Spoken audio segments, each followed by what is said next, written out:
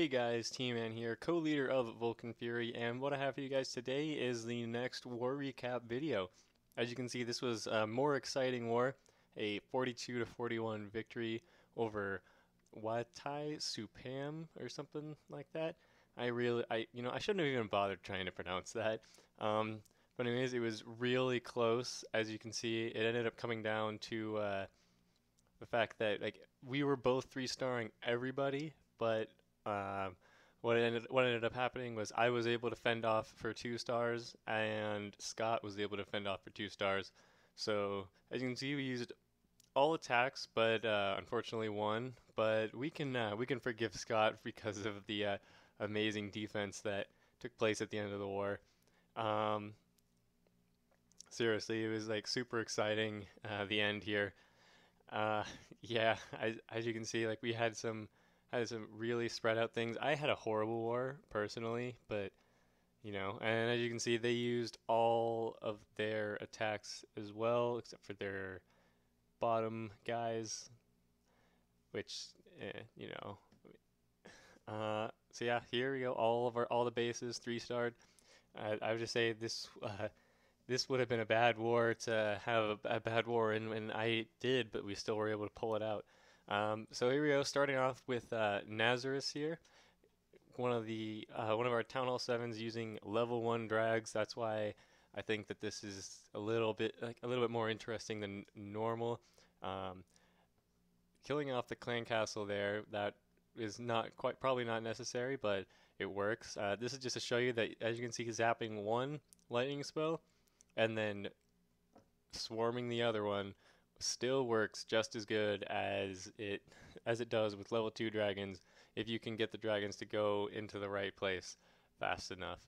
And he also has his clan castle hogs in this case, which the hogs are they are not getting shot at by the air defense, so they're a little bit more effective in that way as long as there's not too many point defenses surrounding them. The hogs then take out that air defense, and now the dragons are just going to be sweeping through the rest of the base.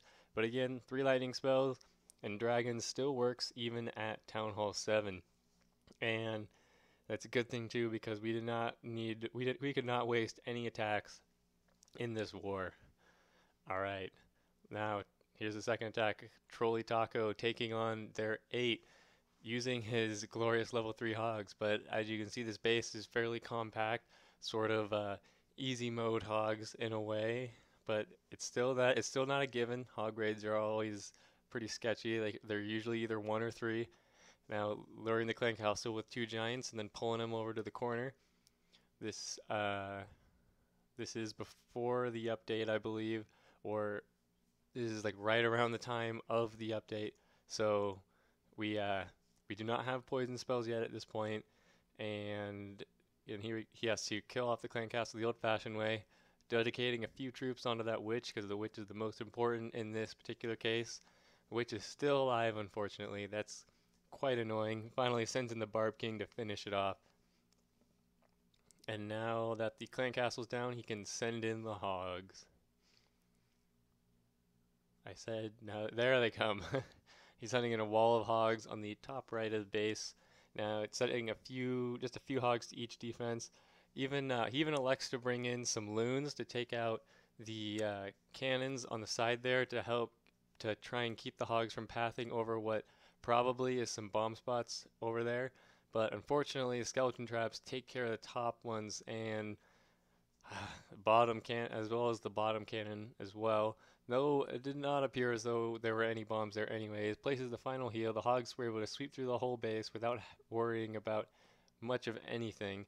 There's not much that the skeleton traps can only go after those cleanup minions, but there's plenty of cleanup other than the minions, so that those skeleton traps were essentially wasted in the air there. Great attack there. All right. Now it is time for a little thing I call story time. We're gonna, as you can see, we started off the war pretty. Oh man, there's my no star. We started off we started off a little bit shaky, so there's gonna need to be a lot of cleanup. So we needed to keep our attacks going and use them as wisely as possible. We kind of had a little bit of a rough start, but here come the 3 stars now. It's looking pretty good. We got a pretty significant lead on them at this point. And now here they come as well. Now here's their, while we're sleeping, there's their counterattack of sorts. We're still just trying to get the cleanup on some other. We spent a lot of attacks just trying to clean up some of the more difficult bases. Even had one of our Town Hall 9s drop down to Town Hall 8 because again this was such a close war. And now we're almost to what would be one of the pivotal moments, as you've seen in a lot of our videos. One guy is always attacking at the end of the war, and he's always cleaning up our messes, and he's so consistent, always getting the 3 stars. Alright, so here we go. Peacekeeper number 4 taking on their number 6. We spent quite a few attacks on this base.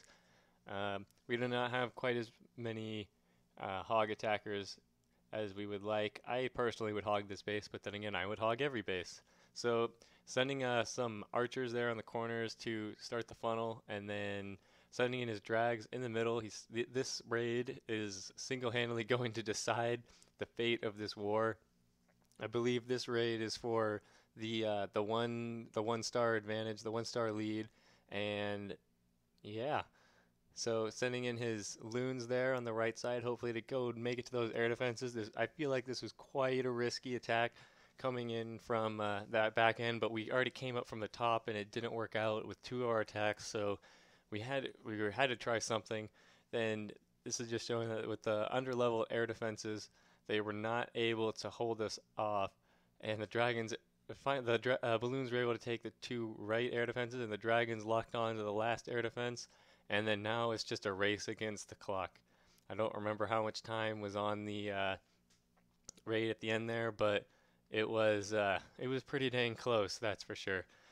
Like even this raid, the timing, I feel like it was. I probably feel like it was closer than it actually was, but I felt like it was indeed very close. And so yeah, there we go, the final 3-star by Peacekeeper. So now the other team had 2 attacks left, and we were trying to clinch it by sending Peacekeeper on the number 1, but unfortunately they didn't have it for some reason. So now Peacekeeper attacked the number 1, and that was great. Now Scott had a defense against their number 11 that ended up kind of coming in clutch for us, and then in the end, the number 3 stupidly attacked Josh with a G-Barch sort of deal with some wizards maybe, and that was just absolutely horrible. And then Scott coming up big, saving the tie by defending against the number 4. And yeah, it was again just such a close war, and I hope you guys enjoyed this little bit of a different war recap video. If there's anything we can improve on, again, please let us know in the comments below. And well, until next time, see you guys.